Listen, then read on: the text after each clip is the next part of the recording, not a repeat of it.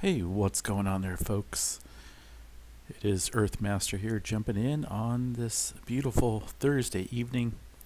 It is April 29th, 2021, 8:21 Central Time here in Oklahoma. And taking a look at the latest information here on the USGS Map. I'll be back tomorrow, by the way. We'll get the Earthquake Live 3D stream set up permanently. It will not be going down again. That's for sure. Take a look at the USGS map right here. It shows the continued earthquake activity off the coast of Oregon. Now, Missy Mimi's did an excellent coverage on this a little bit earlier. If you haven't checked it out, do so. She provided quite a bit of awesome information on historical earthquake activity, as well as general plate tectonics in this vicinity. It is just to the west of the Cascadia Subduction zone, the locked section over here. Sits off here about 100 miles to the west. Of course, people think, well, and even myself, this type of activity around a major subduction zone that has not seen any significant movement in over 320 years makes me a little nervous, and I think it makes everyone a little nervous.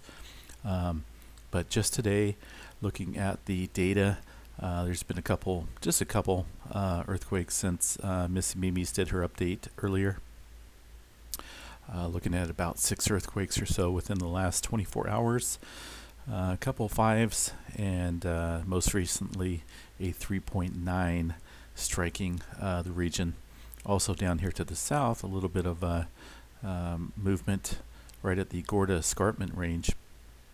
A 3.4, well off the coast there, and well a ways away from the general earthquake activity that's taking place up here. Trying to be quiet because it's well, I'm in a motel and I don't want to wake a whole bunch of people up. I mean, if they are sleeping at 8 o'clock at night, never know. So anyway, earthquake activity still kind of ramping up. We're keeping an eye on it. I want to go into the tremor map real quick. This is from today, April 29th. 532 epicenters of tremor, most of it confined into Central Oregon, not Central Oregon Bend, but Central Coast of Oregon. I gotta I gotta remind myself, the Central Coast over here, and some further movement up to the north around Portland and into parts of Washington. So overall, the majority still confined here, right around the what do we got? Coos Bay area. Coos Bay, beautiful area. So we're still kind of watching this activity, folks. Looking at the global issue, we still have not seen any significant deep or any movement here along the Tokyo area, north of Tokyo, into the Aleutian Islands. Yes, we had seen maybe a 4 here, a 4 there, but we have not seen any significant movement in quite some time. I'm talking about 6.0 or more. Therefore, we've been on active status for quite a while here along the west coast, and that's due to the lack of activity up here to the north. Just the way the plate dynamics work out here, it's just been a hot topic out here along the North American plate, Pacific plate boundary. We're waiting for this region here, and I think the longer we wait, the more it's going to be a significant size magnitude here in this area. Along that Pacific Ring of Fire.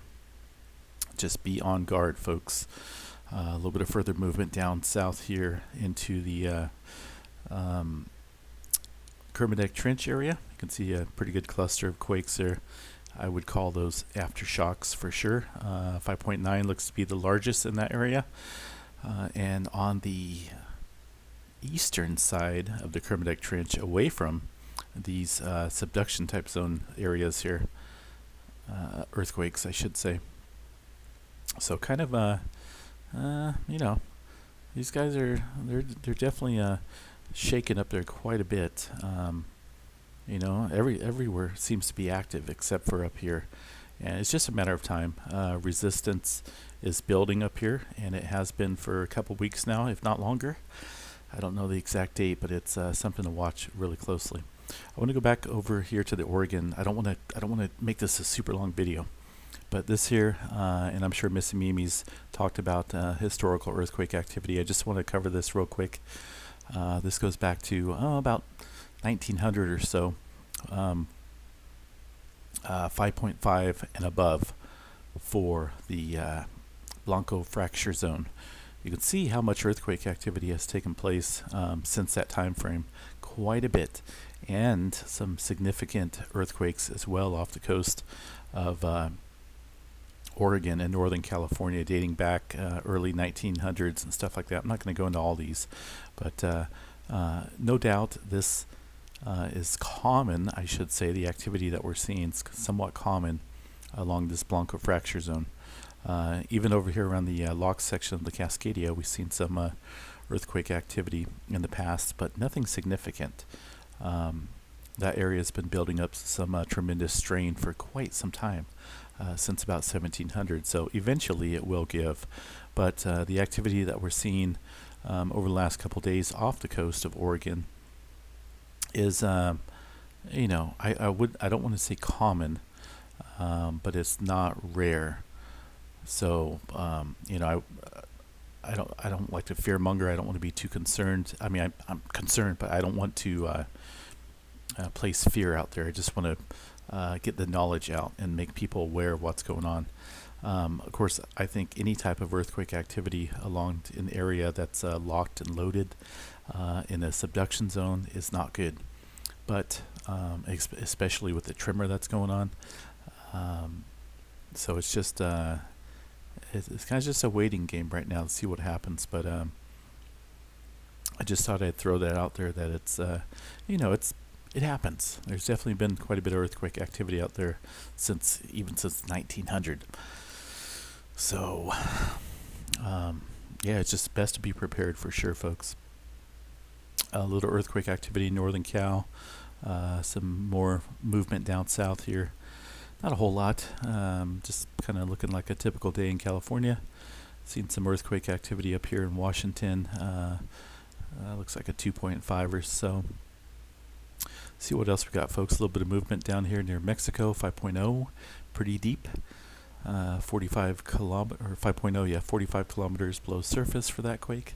And it looks like some further uptick in activity in Alaska. So,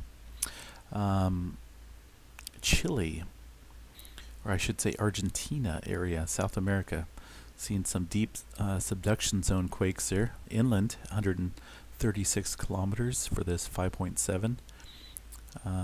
So ultimately getting some release of pressure down dip downstream, but at the same time, very similar to off the coast in California or the Cascadia.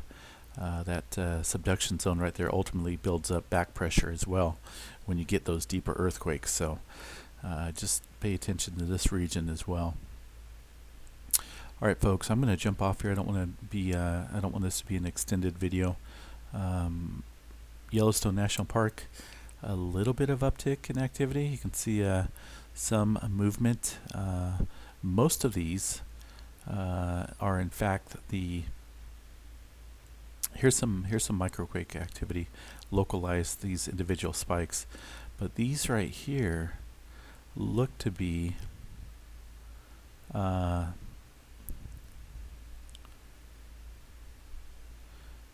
it looks as though those are the 5-pointers that struck off the coast of Oregon, and they're it looks a little odd because they're kind of drawn out in a way. They're lengthy, very lengthy, for a 5-pointer. There's a couple of them back to back there. Remember, we had about 3 of them off the coast there in the Blanco fracture zone. But yeah, I'm just looking at the signature of this, how lengthy this is here.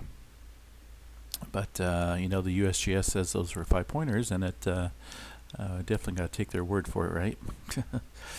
Yeah. Let's see here. So aside from the earthquake activity, a couple of microquakes there. What do we got going on here? There we go. Yeah, just a couple small microquakes there popping off. Going to pay attention to this region down here, getting some interesting activity there as well.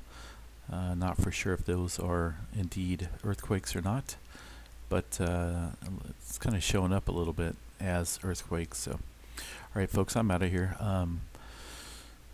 We will have the stream back up and running tomorrow. I'll be back first thing tomorrow, so sit tight, stay safe, and look for the live Earthquake 3D stream to come up tomorrow soon. In the meantime, have a good night. Peace out. Stay safe out there.